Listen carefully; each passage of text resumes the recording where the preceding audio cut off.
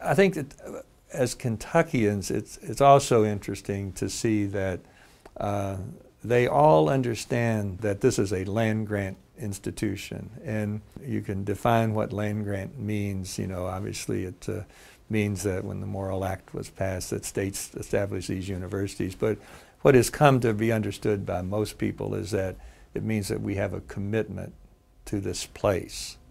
You know, and I think each president has embraced that, you know, to some extent or another, in terms of what it means to make this place better. It means it makes the state better. And so I think there's that commitment. Even a person like John Oswald, who had come in from the University of California, a much different background than a lot of the presidents that end up here at the University of Kentucky. In his inaugural address, he talks about the importance of the community college system.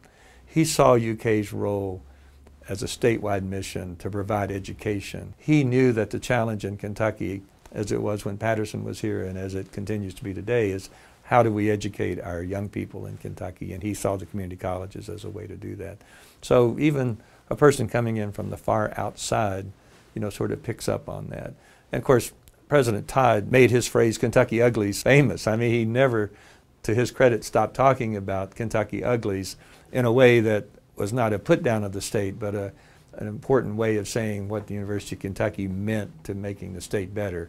And I think that looking back from President Todd on back, each president knew the importance of doing that, and each had a sort of a plan for how they were going to do that, whether it was creating a better faculty and a better extension program in the days of McVeigh, building a new library, doing those types of things, whether it was Donovan's challenge of dealing with the influx of returning veterans that were coming to college on the GI Bill, and just the hundreds and hundreds of veterans that showed up on this campus, and how he was going to educate them and deal with that, whether it's Frank Dickey building on Donovan's groundwork to build a medical center. I mean, I think people forget, or maybe don't realize, that it's the late 1950s, and you say, we're going to build a medical center in a poor state.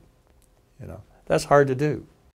You know, one of the things that Tom Clark liked to talk about, it's not as visible, but Frank McVeigh's dream was to build a university press here at Kentucky that would be an outlet for scholars to publish, rather than having a bunch of small presses all over the state. So looking back at the careers of these presidents reminds one that to be a successful leader here at the University of Kentucky or in higher education in general, you have to have a combination and good balance of patience and persistence.